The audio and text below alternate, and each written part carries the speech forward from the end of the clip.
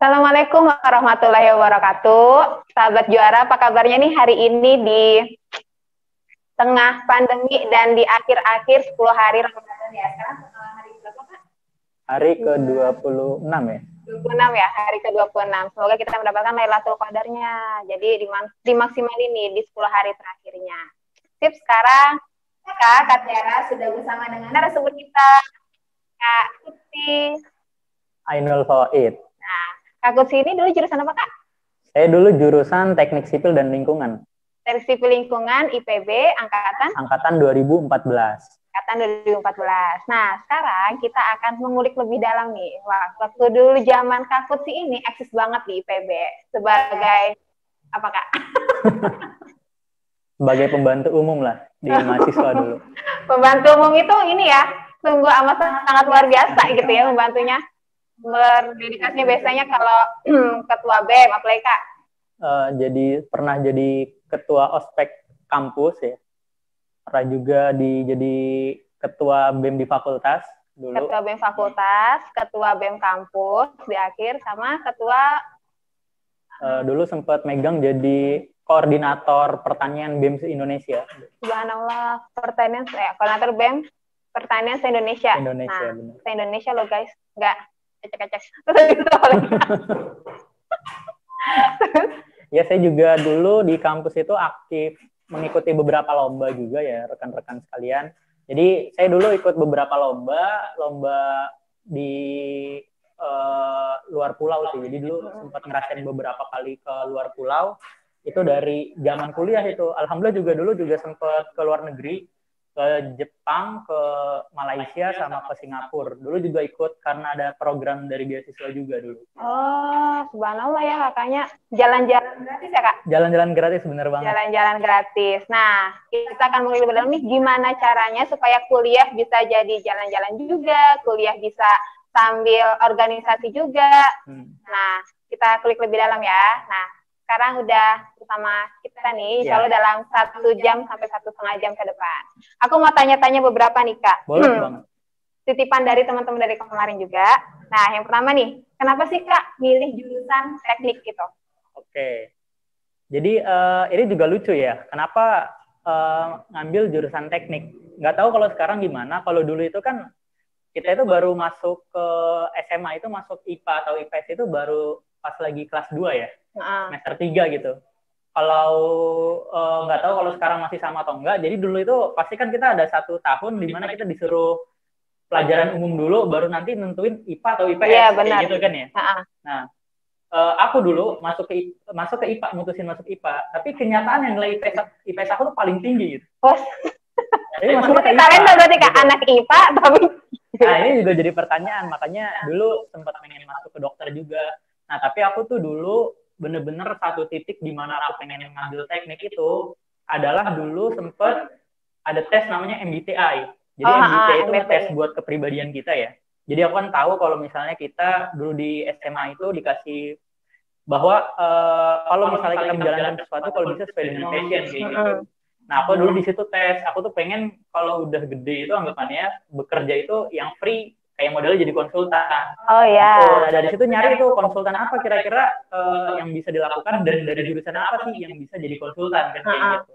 Nah, dari situ aku melihat ada beberapa jurusan-jurusan gitu. Dan di situ ada salah satunya teknik. Ada juga pas itu lewat Vkom atau Fakultas Ilmu Komunikasi. Ilmu komunikasi itu bisa.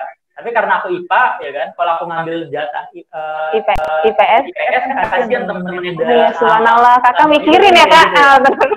Nah, jadi di situ sama pas banget pas pada waktu itu dulu lagi inget banget kalau nggak salah di matematika itu kan ada gambar bangun ruang ya. Gitu ya. 3 dimensi kayak gitu. Iya, 3 dimensi. Aku tuh suka banget sama soal-soal itu gitu. Jadi karena kebayang kan bentuknya harus itu kan harus logika gitu ya. Jadi kebayang kayak gitu. Nah, aku pikir nih, wah ini kayaknya bakal semi-semi bangunan bakal sesuai gitu. Makanya dari situ ngelihat mengambil teknik kayak gitu karena suka banget juga sama fisika aku dulu. Oh, suka banget dengan fisika dan suka dengan tiga dimensi matematika kelas 12 suka loh Kak. Tapi Kakak ini suka ya, subhanallah gitu ya. Ya suka doang, nggak tahu dia bagus atau enggak. Gitu. Benar. Dan tadi yang poin pentingnya adalah dia memikirkan loh buat ngambil jurusan IPS. Lintas IPS tunggu sahih sekali.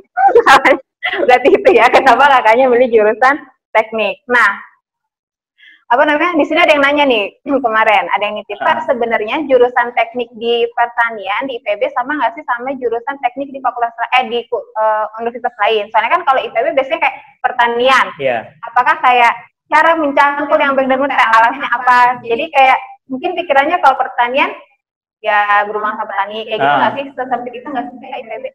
Jadi kalau bisa dibilang IPB pertanian sebenarnya setelah masuk juga sama-sama pusing gitu, bahkan lebih pusing dibandingkan anak-anak sipil lainnya gitu. Karena kalau di IPB ini kan namanya bukan teknik sipil doang, tapi dia adalah Civil Environmental Engineering atau bisa disebutnya itulah teknik sipil dan lingkungan. Yang mana kalau di kampus-kampus lain ini Kak, teknik sipil dan teknik lingkungan itu dipisah gitu. Sedangkan kalau di IPB itu digabung. Di IPB digabung karena mereka IPB ini mengacu kepada kurikulum di Barat, bukan di Indonesia. Ya jadi pembangunan ini ketika hanya melihat faktor sipilnya doang, itu akan mengorbankan yang namanya lingkungan. Makanya kalau di luar negeri disandingkan, ketika kita membangun sesuatu, kita harus memperhatikan lingkungannya juga, gitu. Jadi makanya IPB ngebuat teknik sipil dan lingkungan. Kalau dibilang, apakah pelajarannya banyak pertanian? Kalau menurut saya pribadi, itu malahan jauh banget ya. Mungkin kita kalau di IPB itu kan ada yang namanya tingkat persiapan bersama. TPB. TPKU ya. Program Pendidikan Kompetensi Umum. Kalau sekarang namanya udah berubah tuh Kak. Oh udah berubah ya. Zaman aku dulu TPB kelihatan tuanya Kak. Oh TPB ya benar. Tua juga berarti. Dewasa Kak. Jadi sekarang itu di situ memang ada IPB itu kayak pengen semua anak-anak mahasiswanya itu mereka itu mendapatkan pemahaman terkait dengan pertanian yang utuh. Jadi di situ di tingkat pertama adalah mata kuliah cuma satu doang. Itu mata kuliah terkait dengan pertanian. Sisanya sesuai dengan keilmuannya masing-masing. Nah, teknik sipil ya belajarnya teknik sipil gitu. Paling yang lebih nanti ketika menjalankan mata kuliah, studi kasusnya lebih banyak ke pertanian. Misalnya ngebangun bangunan bendungan untuk mengairi pertanian misalnya kayak gitu. Tapi secara dasar cara ngebangun bendungannya hitungannya sama gitu sama teknik-teknik umumnya gitu. Tapi secara prakteknya kita lebih diarahkan untuk bagaimana berkontribusi untuk pertanian kayak gitu. Gitu sih. Jadi lebih menguntungkan pertanian, tapi dia juga mikirin lingkungan after dibangun itu ya Kak? Iya benar banget kayak gitu Kak. Ya kita agak Oke, lanjut nih Kak. Jadi ini nggak apa namanya? Nggak egois. Nggak egois bener banget. Nggak egois. Jadi IPB lah. Masuk IPB aja ya? Iya masuk IPB aja. Karena itu sayangnya makin banyak nanti Kak gitu ya. Oke. Ada yang nanya nih Kak. Langsung nih Kak ada yang nanya, masa aku fans Kakak Kutsi. Wait, tau dari mana Kakak Kutsi dari mana nih? Apa motivasi hidup Kakak? Oke, jadi terima kasih ya buat Tina Hanifah. Aku fans Kakak Kutsi. Jadi ini sebenarnya orang tahu fans gara-gara nggak tahu aja dalamnya bagaimana gitu. Iya benar. Jadi kalau dibilang banyak yang lebih harus kita lihat sebagai teladan ya. Kalau dari saya pribadi mungkin ya kita melihat Nabi Muhammad sebagai seorang mukmin gitu untuk menjadi suatu teladan gitu.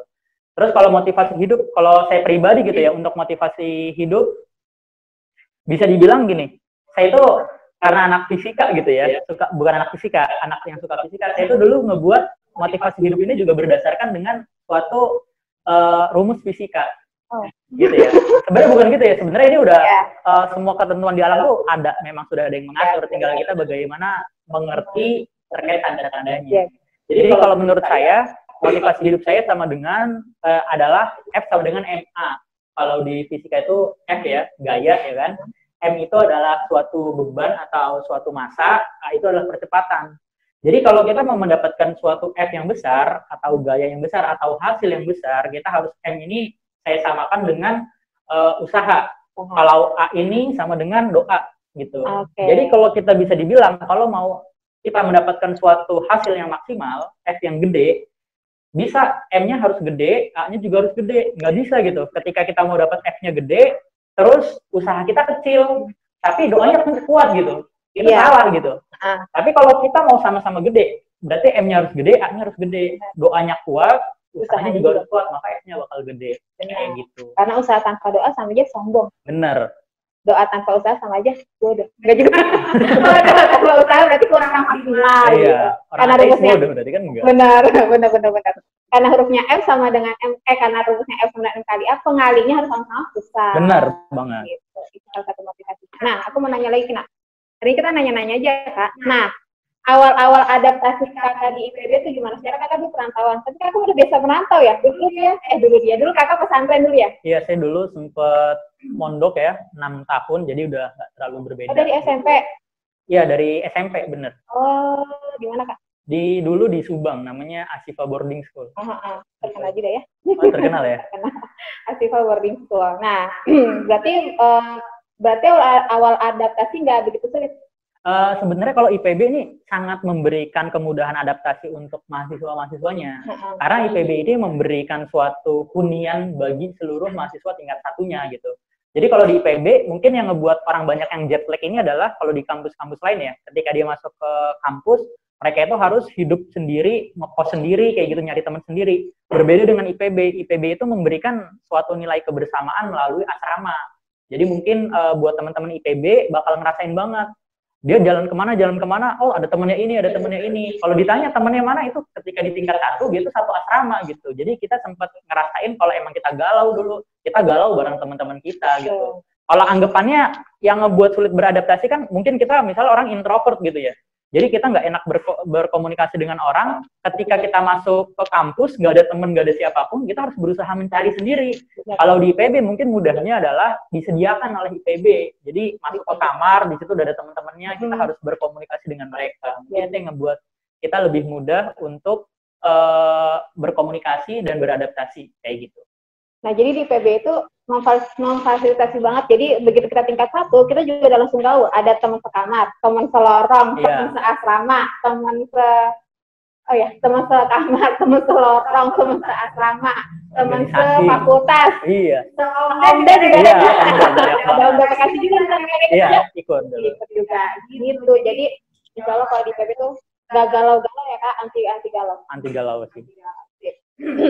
Nah, terus aku mau tanya nih, kan yang namanya kita di awal kan nih, waktu SMA itu kan lebih kepada belajar sendiri. Iya, benar. Terus kalau kuliah, ya kita ngikutin maunya dosen, ya kan beradaptasi juga kan, belajar sendiri. Nah, gimana cara kakak mengatur waktunya? Secara kakak ini sibuk sekali. Kuliah juga, organisasi juga, nah gimana cara kakak ngatur waktu? Cara kuliah sama organisasi. Oke, jadi bagaimana cara kita mengatur waktu dulu ya ketika kuliah? Sebenarnya kalau dibilang orang itu nggak bakal pernah merasa cukup gitu ya kayak dengan waktu yang diberikan gitu. Pasti bakal ngerasa kalau ada waktu ini pasti mau lagi gitu. Anggapan paling simpel apa? Misalnya besok UN gitu ya. Kita udah nyiapin UN udah tahu 3 bulan sebelumnya gitu. Pas besok UN kita juga belum siap gitu. Ya kan? Berarti sampai kapanpun sebenarnya manusia tuh nggak bakal pernah merasa cukup.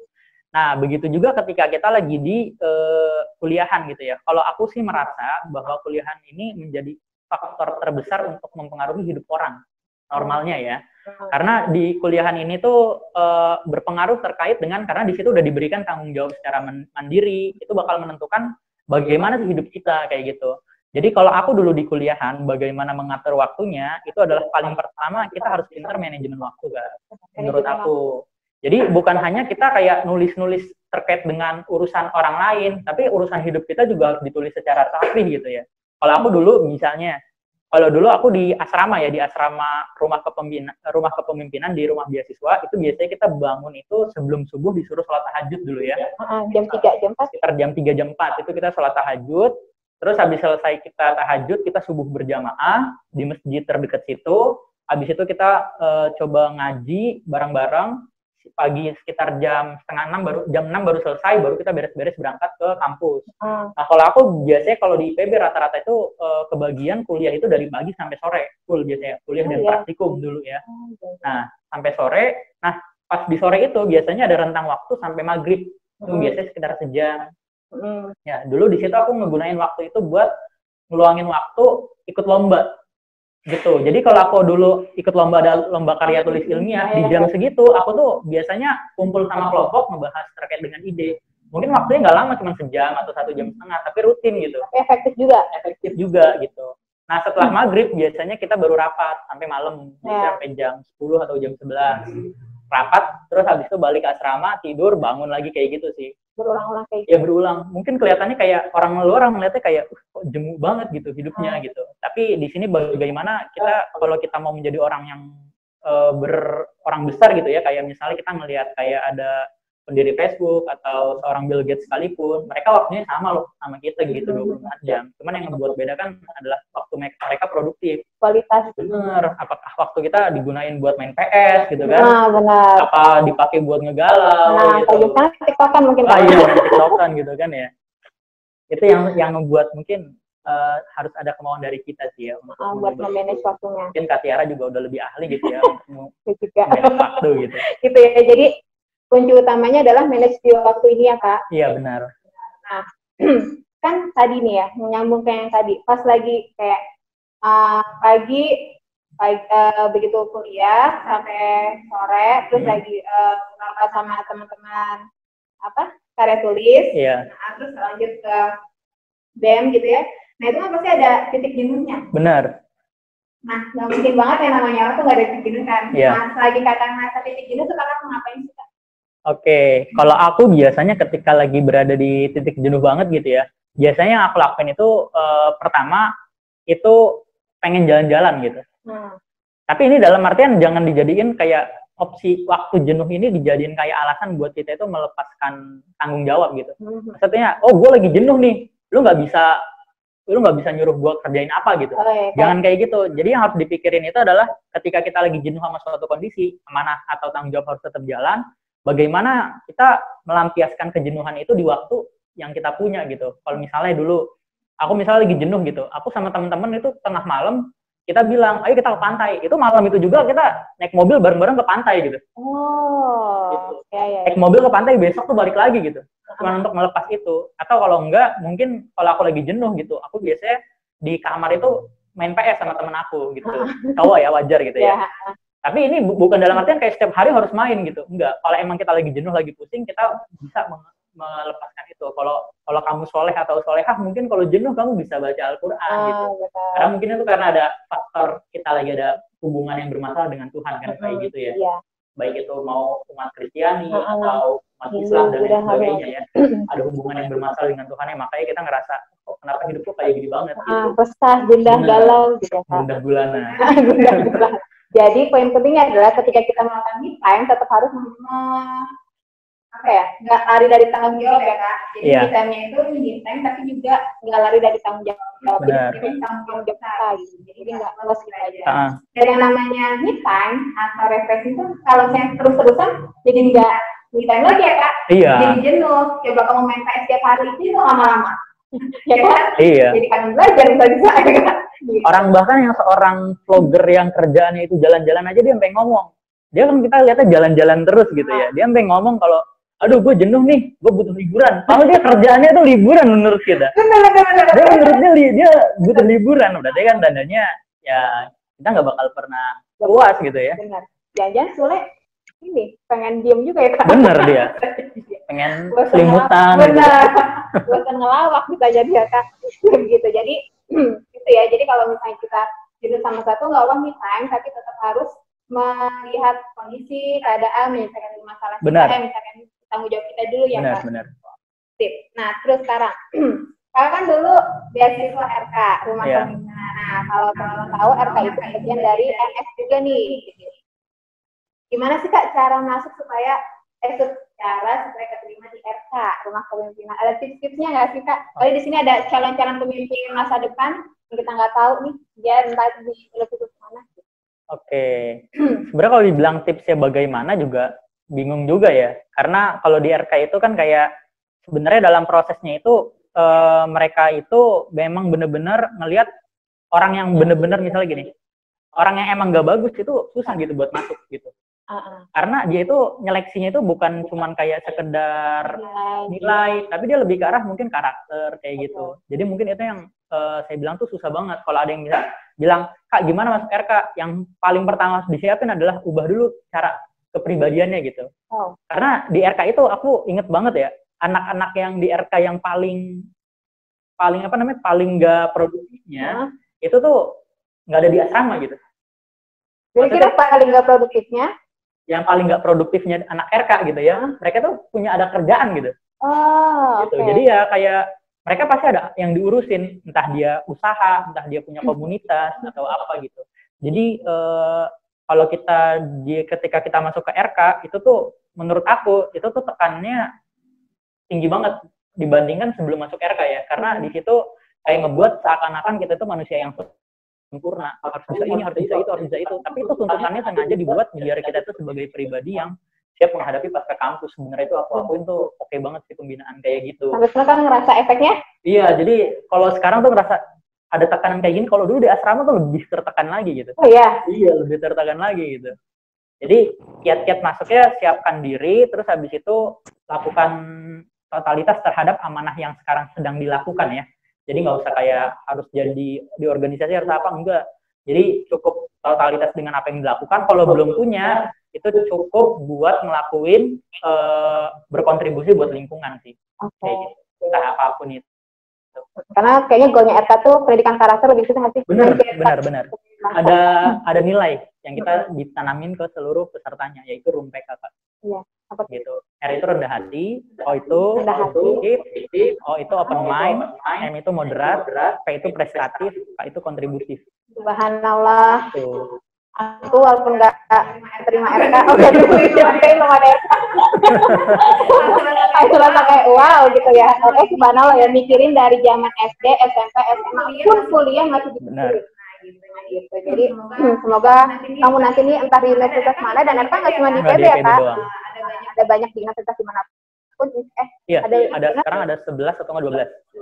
Nah, 12 universitas ada RK-nya. Nah, kamu cek deh di situ, insya Allah nggak cuma sekedar ngasih kamu apa ya dalam artian finansial, tapi juga pendidikan karakter di nanti yang bisa buat kamu bertahan di pasangan. Ya. Benar. Aku mau tanya lagi. Apa ya Kak? Nah, di sini ada nih. Kan gini nih Kak, kalau misalnya dari zaman dulu mungkin kalau kakak nggak ngerasain yang namanya nggak kuliah, belajar lewat online terus. Nah di sini tuh anak-anak pada adik-adik pada jenuh nih, kalau lagi jenuh gimana nih Kak?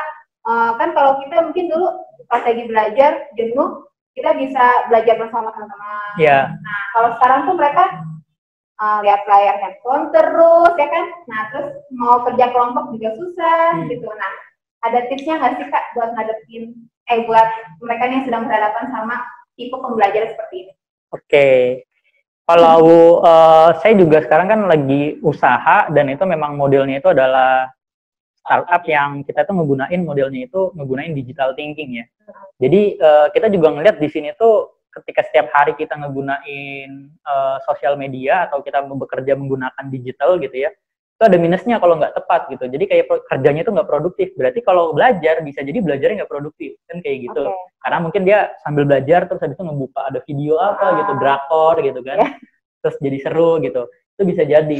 Nah, kalau aku jadi ngelihatnya itu ketika kita di perusahaan kita yang kita bangun itu adalah bagaimana jam produktif ini dibangun. Jadi kita tahu kalau kita lagi lama-lama di laptop atau di gadget gitu ya, itu kita nggak bisa fokus lama gitu, karena mata juga lelah.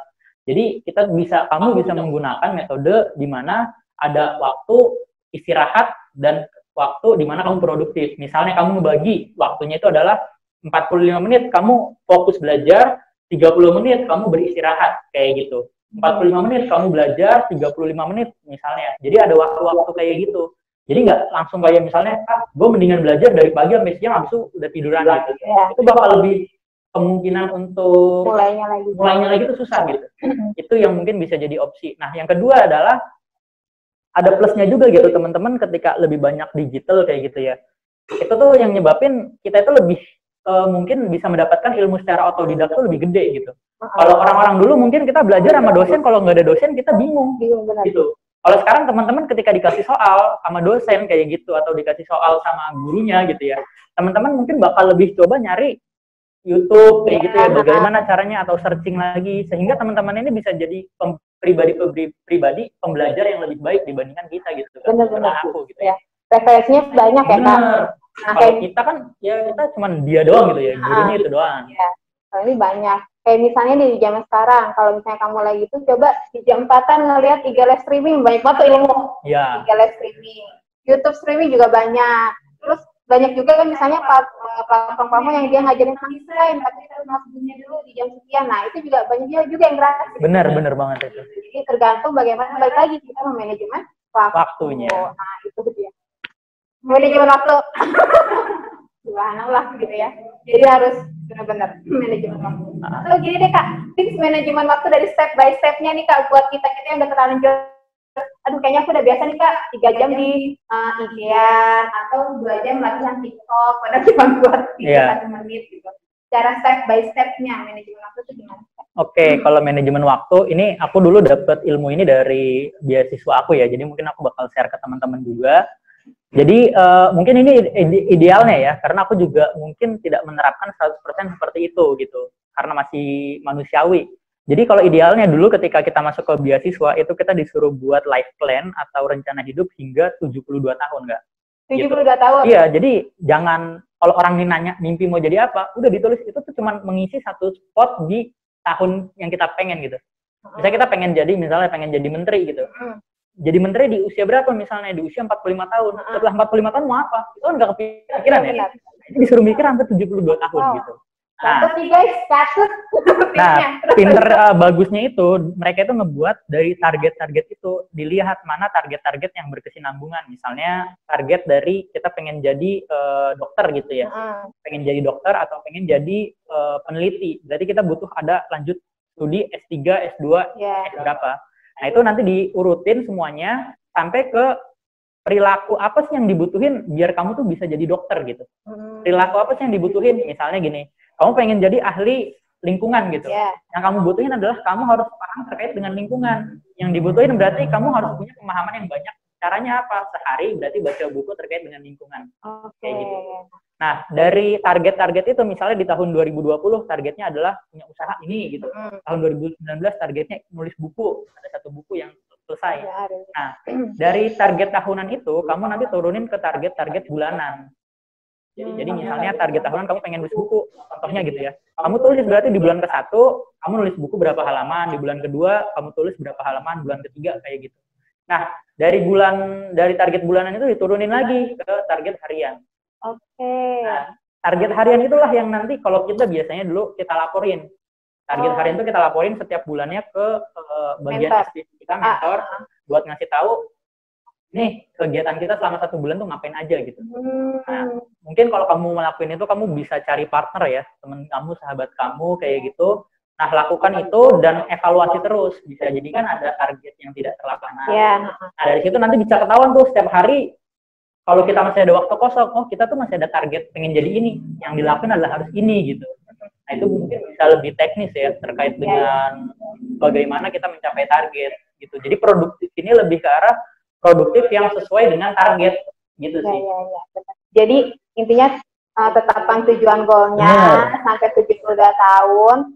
Nggak harus 72 tahun. Nggak harus berapa 60. Ya sesukanya dia. Sesukanya. Kan tapi ini tips ya kayak udah berlah.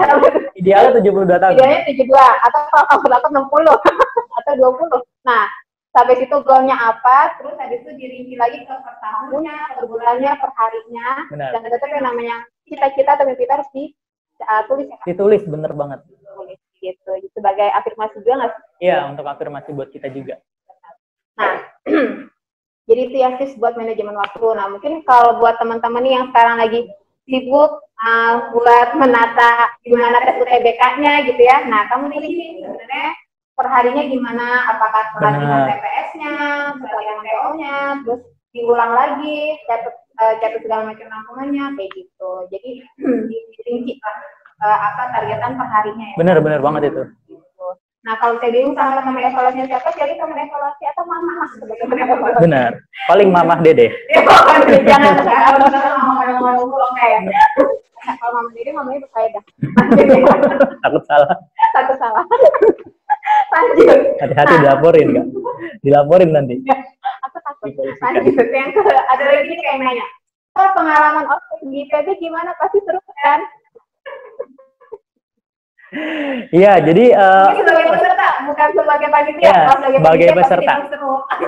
Sebagai peserta menurut aku ospek di IPB tuh seru banget ya. Karena ospek IPB ini mungkin nggak semuanya sekedar materi doang. Jadi IPB itu kalau punya ospek itu dia tuh kayak punya hari terakhir itu kayak hari hedon bahasanya gitu loh. Dimana di situ tuh bener-bener kayak lebih ke arah penampilan, terus habis itu kayak jadi kayak kita udah capek gitu, di hari terakhir itu kayak dihibur gitu, lebih banyaknya mungkin. Yang muri-muri itu sering juga ada. Iya, itu muri gitu. Jadi kalau di IPB hari terakhir nih biasanya emang hari ke-1, 2, 3. Kalau IPB kan 5 hari tuh. Hari 1, 2, 3, 4 itu biasanya emang menjemukan karena isinya materi. Di GWW ya, Kak. Ya, kayaknya semua kampus lah gitu ya. Tapi di hari kelima ini IPB tuh punya suatu metode ospek yang itu isinya fun. Jadi hari 1, 2, 3, 4 capek, hari terakhir tuh dibuat suatu yang bener-bener nggak terlupakan gitu. Ya. Salah satunya contohnya dulu ada muri gitu kan. Rekor muri. Kalau waktu zaman Kakak apa? Kalau zaman aku tuh dulu aku peserta atau ya udah deh Kakak peserta. Kalau aku peserta dulu dulu itu kayak melepas bukan enggak deh, aku peserta enggak ada apa-apa kayaknya deh. Jadi apa lagi Kakak jadi panitia? Dulu ada. Dulu pas aku jadi peserta, dulu tuh kita apa tuh namanya, bukan joget-joget ya. Apa tuh namanya, bukan karaoke ya, nyanyi bareng rektor. Nyanyi bareng rektor. Gitu. Nyanyi bareng-bareng, jadi ada panggung gede gitu. Kita tuh nyanyi bareng-bareng di gimnasium. Di belakang gimnasium. Kita pakai itu dulu. Jadi itu momen yang benar-benar bagi kita tuh menarik banget gitu, karena kayak ngelepasin stres gitu. Terus aku jadi peserta ya. Kalau aku jadi panitia 2 kali. Yang pertama itu dulu kita nyanyi bareng kayak gitu juga sama rektor, terus ada band. Ada band dulu, terus akhirnya itu bandnya, kalau kita dulu di IPB itu ada namanya jingle IPB, kayak lagu angkatan, pasti tuh ada tuh. Jingle IPB. Ya, pasti kan ada jingle angkatan. Nah di situ habis kita nyanyi udah selesai semuanya, terus ada kembang api, terus ada lampion. Nah, itu pas lagi udah capek terus melihat ke langit-langit kan kayak gitu, indah banget gitu. Nah, itu. Kalau di zaman aku dulu pas aku jadi panitia yang kedua, kita ngebuat rekor muri yang sampai mecahin rekor muri itu. Terus malamnya kita pakai light stick kayak gitu, kayak konser gitu. Waktu aku jadi panitia dulu ada ini Kak, latihan buat aksi. Iya. Zaman dulu ada. Berarti dari tahun ke tahun tetap ada nih latihan aksi. IPB tetap memegang itu, keren banget. Kalau misalnya kira-kira sebenarnya aksi itu gimana sih Kak, dari tanggapan Kakak sebagai kalau mahasiswa demo tuh kayak gimana sih gitu? Nih aku ngeliat dari ini agak susah soalnya aku orang yang pro demo gitu. Oh iya, aku juga pro demo. Makanya kan kadang kalau misalnya orang tua ngeliat pokoknya nanti kalau kamu kuliah kamu gak usah ikut aksi itu kan sangat gitu. Sebenarnya aku ngeliatnya kayak gini ya, demo itu memang suatu metode. Lebih ke arah metode bagaimana kita menyampaikan suatu keresahan, sebenarnya kan gitu. Dan kalau aku ngeliat jangan dilihatnya itu kayak misalnya demo itu rusuh, bukan itunya sebenarnya. Tapi mahasiswa-mahasiswa di sini tuh mereka itu setiap orang itu mengaktualisasi diri mereka, bagaimana mereka tuh merasakan perihnya masyarakat gitu. Contohnya nih ya, aku jujur dulu suka demo gitu. Sampai sekarang ketika aku kerja, apapun yang aku lakuin, aku tuh masih berharap ada idealisme ketika aku di kampus gitu. Kayak aku ngelakuin suatu hal, aku buka usaha, ya aku harus ngebantu orang yang emang gak mampu untuk mengurangi kemiskinan, kan kayak gitu.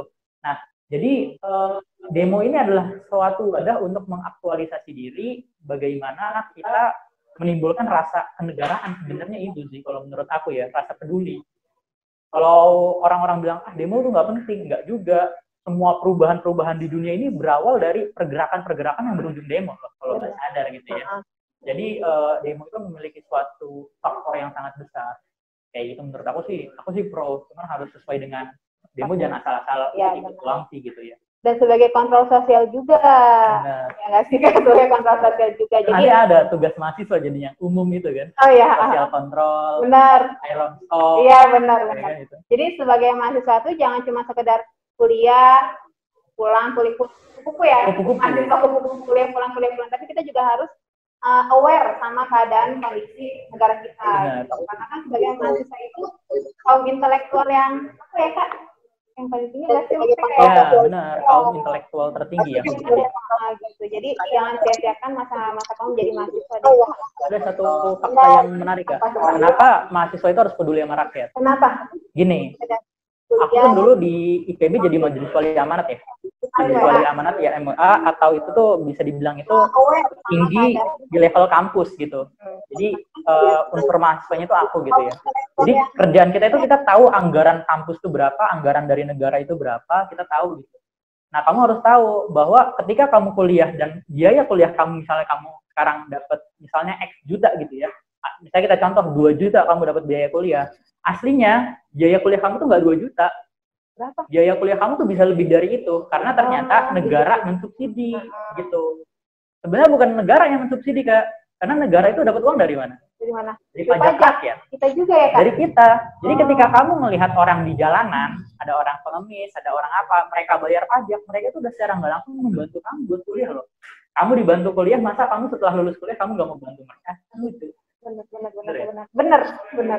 Gitu. Jadi ya kayak gitulah siklusnya ya, Kak. Ya, dari kita gitu. Untuk kita. Jadi ketika kamu jadi mahasiswa jangan lupakan rakyat. Karena mereka berharap sama kamu. Benar. Lanjut, Kak, ada lagi. Pengalaman saat masih di NF, pesan dan pesan agar sukses ke PTN. Oke. Widiani ya. Jadi dulu saat di NF ya, aku tuh dulu kan setelah dulu dari SMA, dulu belum lulus malahannya, ada waktu kayak nunggu lulus dulu, aku tuh udah mulai di NF. Secara jujur ya, sebenarnya kenapa sih aku milih buat ikut bimbel gitu di NF? Pertama, mungkin ada tempat bimbel lain, tapi aku merasa NF itu adalah suatu bimbel yang menjaga secara agama juga. Karena aku kan berpikir bahwa aku di sini tuh bukan cuma buat nyari ilmu gitu, tapi ada nilai lain gitu ya. Makanya aku milih NF.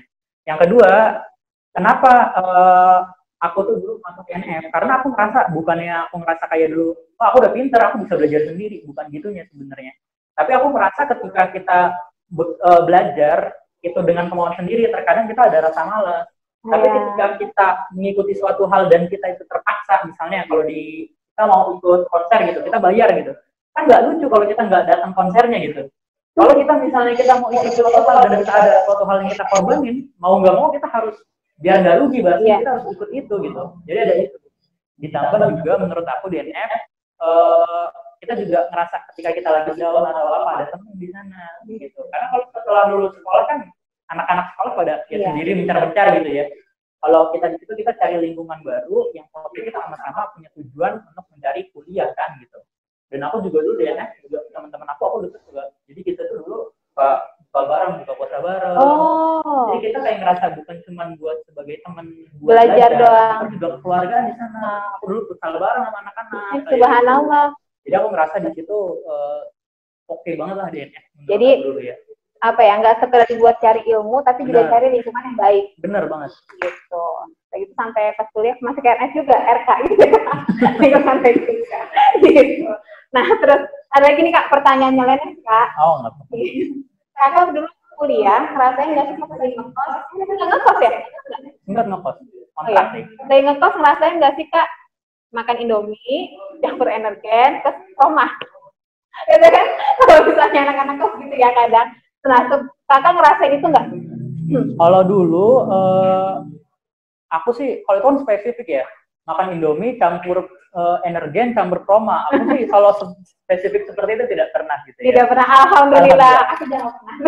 Karena itu kayaknya, tahu dibayangin Indomie campur energen tuh rasanya gimana gitu? Enggak, kamu makan Indomie, masih lapar, akhirnya makan energen. Oh, itu berarti itu termasuk kaya itu. Itu kaya? Karena Indomie sama energen. Energen kaya ya? Energen ya kalau aku dulu makan Indomie doang. Indomie doang. Bahagia. Masih kaya gitu kan. Lebih sedih apa? Makan Indomie berdua. Dibagi gitu sama temen. Yang penting tuh aroma matching-nya ada, Kak. Oh iya. Kalau dulu aku sempat juga ngerasain itu ya. Karena dulu apalagi kita, aku tuh dulu bayar kontrakan kayak gitu, bayar sendiri, nggak minta ke orang tua. Jadi aku harus nyisihin uang dari uang beasiswa dan sebagainya juga. Terus banyak juga kepanitiaan tuh beli baju kayak gitu. Iya benar, beli seragam tuh juga lumayan gitu ya. Lumayan. Jadi aku dulu gimana caranya bertahan? Caranya tuh dulu kita pertama makannya tuh dikurangin, Kak, aku. Kalau sehari 3 kali, aku 2 kali. Makannya nasinya itu nggak makan nasi satu, nasinya setengah. Udah 2 kali, nasinya setengah. Dan aku biasanya lebih ngebela-belain ke tempat yang agak jauh, tapi harganya murah. Benar, murah dan banyak. Kunci jadi mahasiswa. Benar, aku itu biasanya. Jadi ada aku tempat nih, murah nih makannya, misalnya dia 10.000. Porsinya banyak, aku minta bungkus, Kak. Bukan buat aku, maksudnya mau emang semua yang mau aku habisin di rumah, enggak. Aku sengaja dibungkus, karena porsi dibungkus lebih gede satu, aku bisa bagi 2. Biasanya makan malam tuh ya, malam aku makan, sisanya itu aku makan buat sahur. Subhanallah. Oh, ingat banget. Kakak gimana sih, kosnya daerah mana? Aku dulu kosnya di daerah Balebak. Yang beri Balebak itu, kalau di PB Balebak itu murah juga. Jadi aku berterima kasih. Albarkah bukan? Ya, salah satu itu. Oh ya, terus? Aku merekomendasikan buat teman-teman, aku berterima kasih kepada Cak Joyo yang sudah membesarkan aku hingga saat ini. Aku dulu beli Cak Joyo malam, terus sahurnya pakai itu juga. Oh gitu, nah jadi jangan takut buat nanti jadi mahasiswa kekurangan. Pintar-pintarnya kamu nyari tempat yang bagus, bukan nyari tempat yang enak, murah, terus banyak. Nah, itu sama manajemen juga nih, ketika kita beli makan dibagi 2 ya kayak buat malam sahur, itu juga. Karena sering mendekem di masjid kalau di IPB itu. Karena di IPB itu banyak ada makanan takjil gratis kayak gitu. Tapi itu biasanya orang lari-lari untuk mendapatkan itu. Itu antri ya kan. Yeah. Jadi ingat, sholat untuk sholat ya, bukan untuk makan.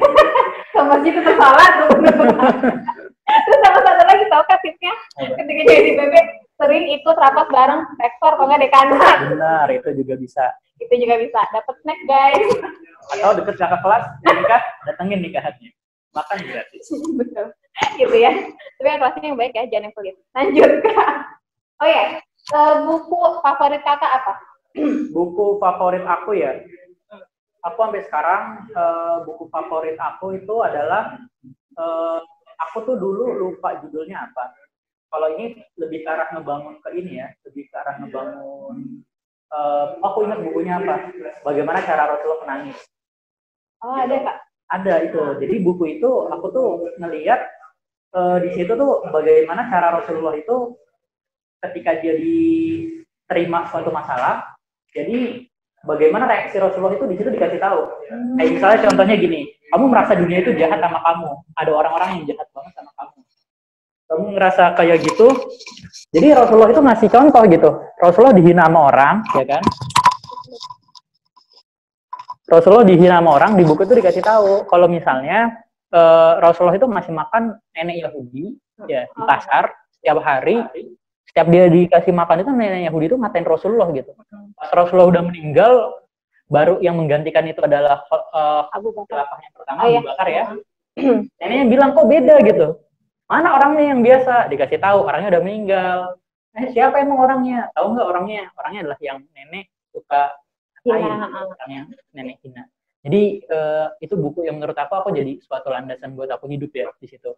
Terus selain itu aku sangat suka dengan buku Chicken Soup. Oh, Chicken Soup. Tahu mungkin ya? Tahu, aku juga suka. Di situ banyak kisah-kisah inspiratif juga ya di situ. Itu aku oke. Yang ketiga mungkin aku suka buku Ali bin Abi Thalib. Ali bin Abi Thalib. Kalau yang buku manajemen gitu, aku bukan yang nggak terlalu suka karena itu kan teknis ya. Oh iya benar. Jadi aku kalau baca buku sih biasanya untuk mencari inspirasi sih. Oh gitu. Nah jadi itu beberapa buku. Jadi tetap ya buku adalah jendela dunia dan tetap harus baca buku. Ketika kita banyak baca, maka nanti banyak informasi yang masuk. Benar banget. Kan nih ada nih Kak yang nanya, benarkah lulusan IPB banyak yang bilang kerjanya banyak di bank? Fakta atau mitos? Aduh. Ini kamu jawab.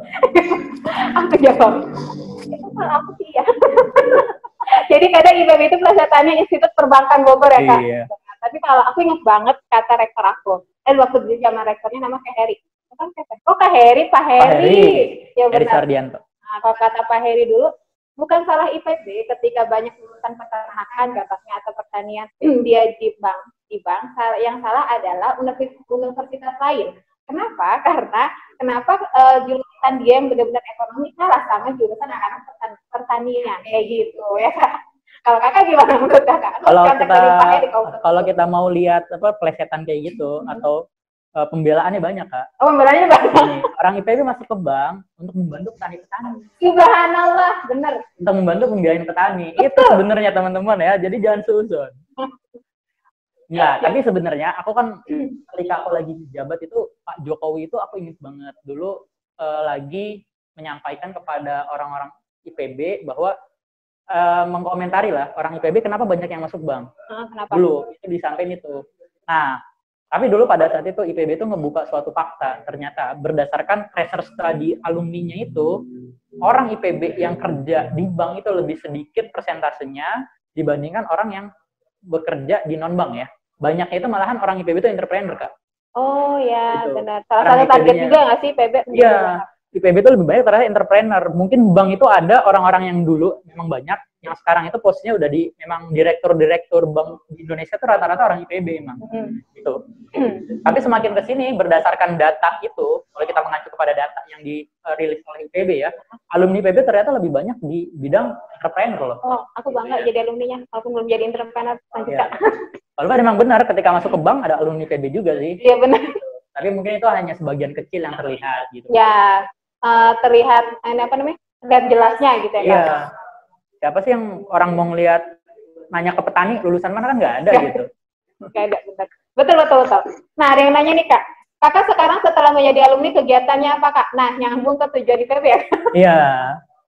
Dia Kak, setelah menjadi alumni kegiatannya apa Kak?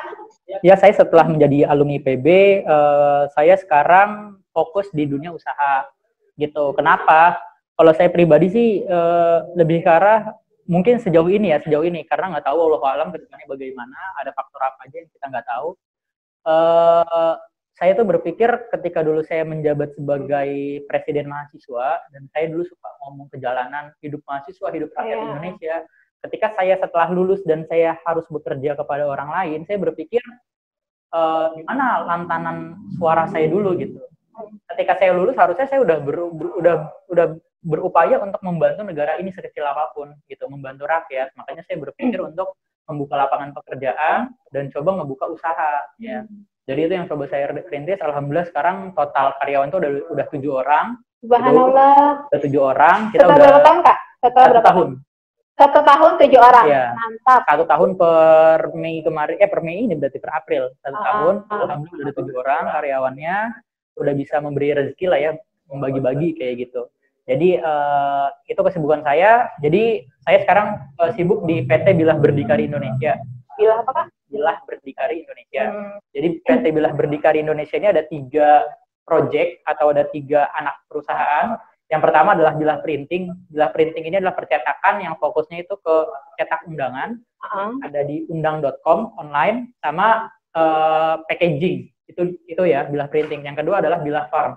Bilah Farm ini mengelola pertanian, kita mengelola lahan pertanian, peternakan kayak gitu. Pasnya di Bogor itu ada sekitar 5-10 hektar yang kita kelola tanah orang. Yang ketiga itu adalah Bilah Properti. Itu kita main di properti karena saya juga anak sipil, nggak mungkin. Oh iya benar. Mertet banget kan dari sipil gitu. Itu jadi itu sekarang kesibukan saya. Oh, makanya mantul ya. Satu usaha bisa dapat sipilnya, bisa dapat pertaniannya. Benar. Lanjut ya Kak. Aku kagum, lanjut. Rahasia dapat beasiswa selain belajar dengan giat. Ada nggak sih Kak?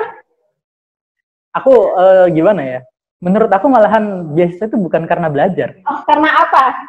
Karena aku bisa dibilang, bener, itu. Jadi beasiswa itu paling pertama itu yang tereliminasi itu formulirnya nggak lengkap. Bener, itu mungkin kakak dulu pernah ditolak karena formulir nggak lengkap juga ya. Jadi menurut aku formulir itu paling utama lengkap. Yang kedua, menurut aku bukan nilai sebenarnya. Nilai itu kan sebenarnya syarat ya, syarat untuk mencapai beasiswa gitu. Tapi menurut aku utamanya jangan dikejar tuh bukan nilainya gitu. Yang dikejar itu adalah suatu nilai-nilai lain selain perkuliahan nilai mata kuliah IPK kayak gitu ya. Tapi apa? Kamu coba aktif di kepanitiaan, aktif di organisasi atau di komunitas. Seenggaknya coba kamu posisiin diri kamu sebagai seorang pemberi beasiswa. Ada semua orang yang sama ngasih beasiswa, ada semua orang yang kamu ngasih ada syarat IPK segini gitu ya. Terus ada orang, satu IPK-nya 3,5, satu 3,2 misalnya gitu. Dua-duanya memenuhi persyaratan. Tapi yang satu aktif di kemana-mana dia, yang satu lagi nggak aktif. Coba kamu sebagai pemberi beasiswa, kamu milih mana? Pasti bakal lebih memilih orang-orang yang ada aktif. Jadi makanya kalau menurut aku ketika kamu memang mau dapat beasiswa, cobalah aktif juga ke dalam beberapa organisasi untuk menjadi nilai tambah dia lah.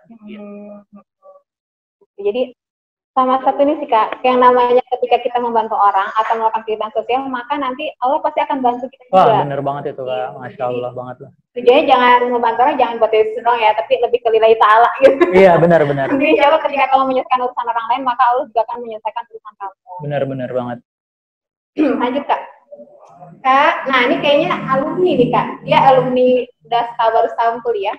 Kak, gimana biar nggak jenuh selama organisasi? Aku baru setahun kuliah tapi baru setahun ikut organisasi tapi udah jenuh. Oke, gimana ya gitu ya? Sebenarnya kita kalau menurut aku kita nggak bisa kayak menyampaikan organisasi itu adalah suatu jalan yang benar-benar tepat ya. Maksudnya untuk menyalurkan produktivitas, karena bisa jadi bukan organisasi jalur kamu gitu. Bisa jadi kamu itu lebih suka ke perlombaan. Ada ya orang-orang mapres itu fokus dia bukan organisasi, tapi fokus dia adalah ikut lomba ke luar negeri, student exchange atau kemana gitu. Atau mungkin kamu pengen menjadi orang yang berusaha gitu ya, melakukan usaha. Jadi selama di kampus ikutnya pekan wirausaha nasional, terus habis itu buka usaha, kemana-kemana, itu bisa. Nah, sekarang yang harus coba kamu lihat, organisasi itu, kalau kamu udah merasa jenuh, apakah kamu masih passion di sini atau tidak? Gitu, itu yang jadi pertanyaan. Tapi aku sih bisa memastikan bahwa organisasi itu adalah suatu, wadah atau landasan utama sih. Karena ketika kamu mau ikut lomba-lomba, kamu pengen berusaha atau apapun, itu membutuhkan hal dasar, yaitu manajemen organisasi, apapun itu. Jadi, ketika kamu bilang kamu udah jenuh, sebenarnya itu wajar gitu ya. Tapi coba kamu lihat lagi, sebenarnya kamu mengikuti organisasi sesuai passion kamu kah atau tidak? Ya, jadi ikut-ikutan, biar eksis. Atau kalau enggak kamu ikut organisasi, tapi kamu nggak punya target. Jalannya itu kayak disuruh apa ya udah jalan, disuruh apa ya jalan. Tanpa tujuan. Menurut aku, kalau kamu mau lebih bergairah dalam mengikuti organisasi, kamu harus punya target gitu. Misalnya kamu di divisi apa gitu. Kamu harus bisa memberikan dampak kepada 50 orang di luar BEM misalnya kayak gitu, atau di luar organisasi kamu kayak gitu sih. Sip. Nah, sama ini sih ketika kita sudah masuk dunia kerja, maka emang nilai atau IPK itu mengawali kita untuk masuk satu perusahaan. Tapi yang membuat kita bertahan adalah kemampuan kita dalam manajemen organisasi tadi. Gitu ya nggak sih? Bener banget. Jadi ya dicoba terus organisasi, dan benar tadi kata kakaknya, yang namanya ketika kita kelas tuh banyak banget pekan karya tulis yang pekan karya tulis ilmiah, pekan karya tulis PKM benar, pekan karya tulis mahasiswa, ada bagian ilmiah, kewirausahaan, karya, ada PKMGT, PKM apa gitulah, aku juga lupa. Pas lagi jadi mahasiswa manfaatin semuanya deh. Nah, dokter kita yang terakhir belum sih Kak?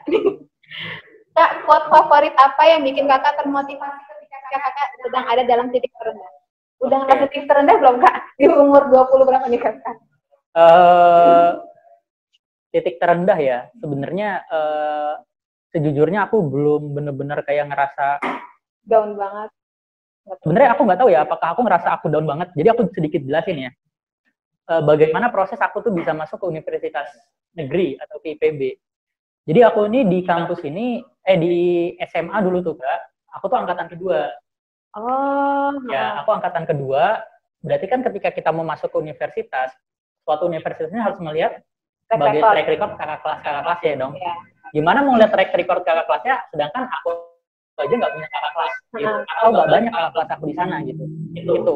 Terus yang kedua, itu aku ngerasa bahwa masuk universitas itu tidak semudah masuk universitas negeri ya, tidak semudah dalam memasuki universitas swasta. Bukan aku mendiskreditkan, tapi mayoritas seperti itu. Usahanya butuh lebih Ya, tapi nggak sedikit juga universitas swasta lebih bagus dari universitas negeri gitu ya.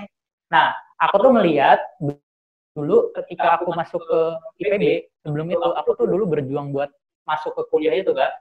Aku tuh sehari itu bisa belajar kurang lebih 14 sampai 15 jam. Wow, dari 24 jam kakak belajarnya 14 jam? Iya, aku tuh belajar sampai segitu. Aku tuh dulu emang bener aku ikut tes NF gitu ya. Tapi setelah aku les NF biasanya, aku juga ada lagi Kak. Les apa? Aku ada les privat. Ada guru yang datang ke rumah buat aku belajar kayak gitu. Nah, aku tuh setiap hari tuh pasti ada jadwal aku tuh belajar, dan aku setiap malam itu biasanya aku tuh nempel, misalnya aku ada rumus. Jadi aku ada dinding tuh ya. Dinding tuh isinya tuh semuanya tuh rumus sama catatan-catatan gitu. Subhanallah. Jadi misalnya nih, aku ada dinding itu khusus buat yang bahasa Inggris. Aku hari itu istiqomah buat coba nulis 1 atau 2 tambahan, aku tulis di situ, aku tempel lagi. Jadi aku sebelum tidur, aku tuh biasanya punya ritual. Sebelum tidur tuh aku melihat itu dulu semuanya. Jadi aku mereview semua yang aku tulis itu kayak gitu. Progresnya juga udah apa aja gitu ya Kak? Gitu. Yang awalnya kosong itu kan sampai penuh bener-bener, aku tuh ngikutin, ngepelajarin tuh. Karena aku ngerasa susah banget masuk negeri gitu ya. Walaupun aku dulu di SMA itu termasuk orang yang maksudnya secara ranking itu yang atas. Tapi aku merasa setakut itu, sesusah itu gitu. Masuk ke universitas negeri gitu. Nah, setelah itu aku dulu masuk, aku ngambil SNMPTN ya. Aku ngambil SNMPTN, aku udah tahu bahwa dikasih tahu ya, jangan ngambil ke situ gitu ya. Kemana tuh Kak? Aku ngambil dulu di ITS. Katanya jangan ngambil ke ITS karena ITS ini lebih banyak prioritasnya buat orang-orang di Jawa Timur. Oh ya. Makanya aku dibilang kayak gitu dulu ya.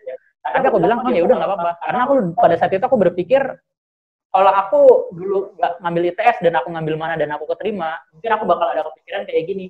Coba gue dulu ngambil ITS, pasti gue keterima juga. Oh iya. Gitu. Aku mendingan lebih milih aku ngambil, kalau tahu gak keterima ya udah nggak keterima gitu. Kakak ini maju terus mantang mundur anaknya ya? Ya seenggaknya aku berjuang aja gitu. Benar-benar. Kalau masalah menang atau kalah urusan belakangan. Benar-benar. Yang penting usaha dulu. Babat aja dulu gitu kan. Nah, di kedua aku tuh di SBM itu aku ngambil ITB. ITB, benar. Itu juga gede banget. Teknik sipil tuh passing grade-nya gede banget ya. Aku tetap ngambil itu. Terus habis itu setelah itu aku juga ngambil UTM ya, UTMI. UTMI itu UM-nya khusus ya? IPB ya? Ya. Aku ngambil UM IPB dari itu semua. Nah, di sini ada cerita yang sebenarnya menurut aku patut teman-teman pegang lah ya. Menurut aku, kalau kamu merasa itu adalah waktu titik terendah hidup, mungkin menurut aku itu gitu. Karena aku setelah itu aku dapat suatu insight gede banget.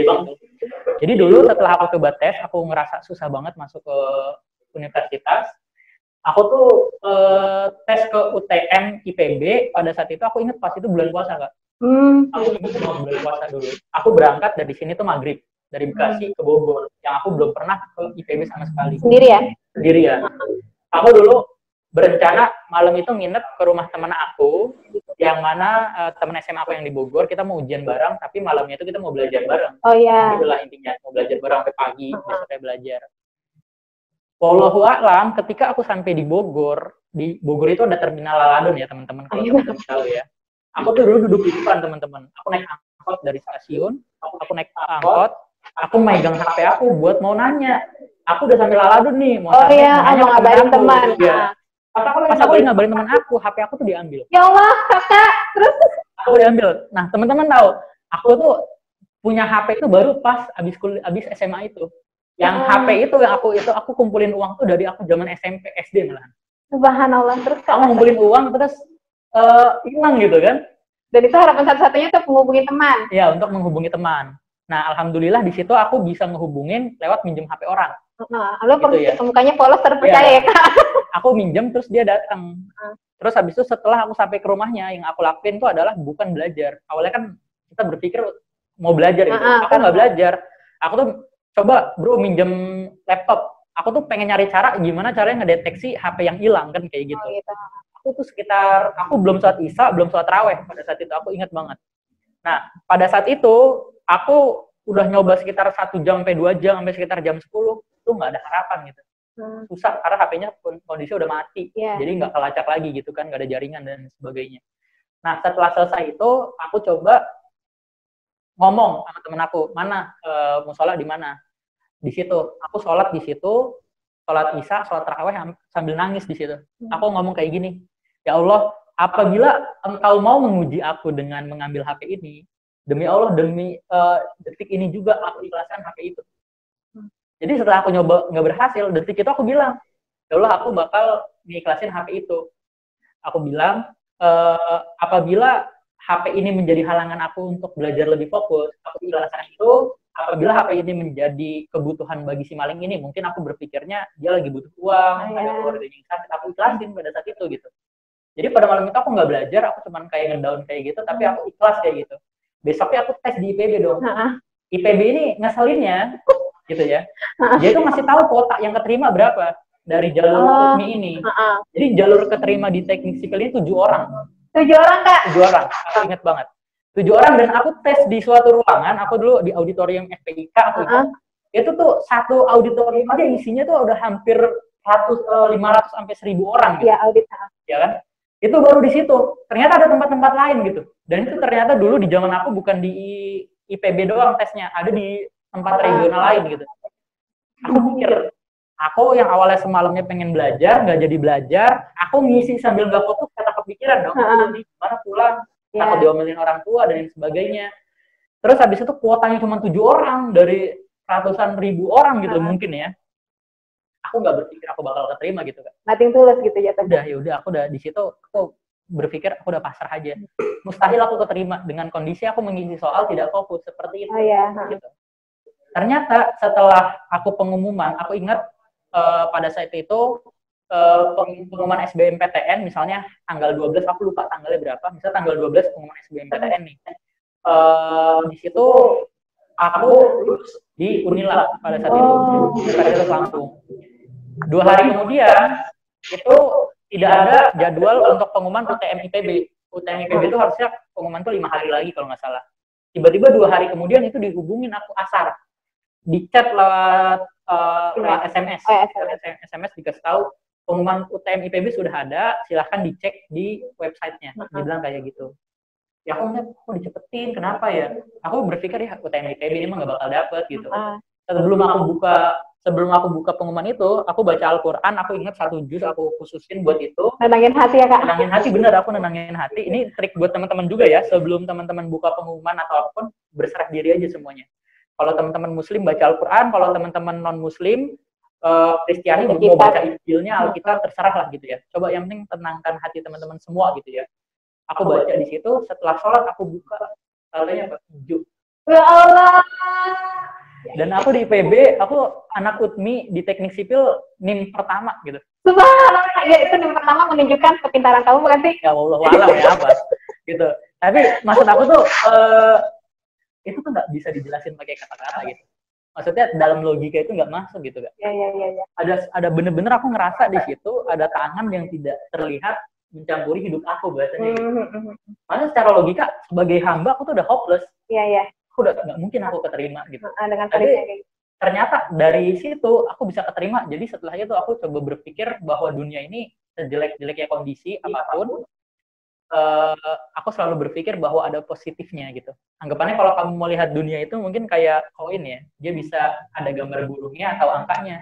Terserah kamu mau melihat gambar burungnya atau angkanya gitu. Kamu bisa mengambil yang misalnya melihat dari sudut pandang negatif dan ngomong terus negatif terus gitu. Atau kamu bisa melihat yang positif walaupun itu kecil dan kamu terus berjuang karena hal positif itu walaupun itu kecil kayak gitu sih. Jadi itu kuncinya adalah aspek menerima, ya nggak sih, Kak? Benar. Terus select. Nah, memilih sebenarnya tanggapan apa yang mau kita, bagaimana kita meresponnya. Benar.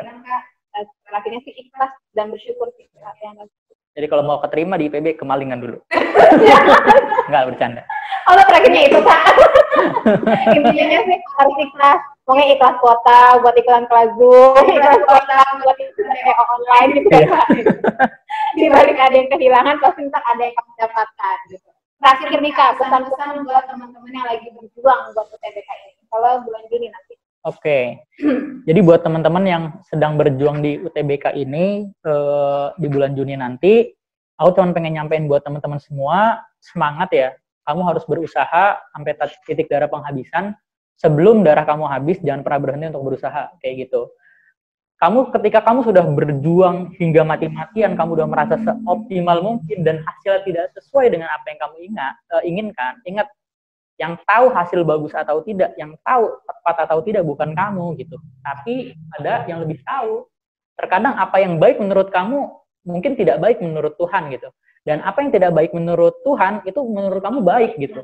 Jadi ketika kamu sudah berusaha dan hasilnya ternyata berbeda, yakinilah bahwa itu adalah wadah terbaik buat kamu, kayak gitu. Tetap stay positif ya Kak, apapun itu keadaannya gitu. Even walaupun sekarang lagi pandemi ini ngerasa kalau gue berada di zaman kelulusan ini yang udah ada kesalahan, segala macam online, nggak bisa kuota, yakinlah itu adalah saat terbaik kamu yang ketika. Jadi nanti kamu baru pas kamu kemudian kamu merasa, oh iya ya, kenapa gue dulu ini, kenapa gue dulu itu, yang nggak susah gitu. Karena dengan tujuan kita hidup adalah mencari sebenarnya Allah itu menciptakan kita buat apa sih? Bener banget itu. Terus mencari tujuannya itu. Sip, gitu. Udah asal juga nih Kak. Bener. Terima kasih sekali Kak inspirasinya. Selain inspirasi dari kalian yang inspirasi aku juga. Semoga usaha Kakak berkah, selalu lancar jaya ya Kak. Dan semoga dikasih menambah semangat. Sekian dari Kakak. Nah, tetap semangat buat UTBK ataupun teman-teman yang di sini ikut kelas 10, kelas 11 ataupun yang sudah alumni. Nah, tetap semangat menjalani hidup ini, saya positif Kakak, dan ya tetap kreatif gitu dari segala macam ujian. Sekian dari Kakak, sekian dari saya, Kak Tiara dan Kak Kutsi. Ya. Wabillahi taufiq wal hidayah. Wassalamualaikum warahmatullahi wabarakatuh. Waalaikumsalam.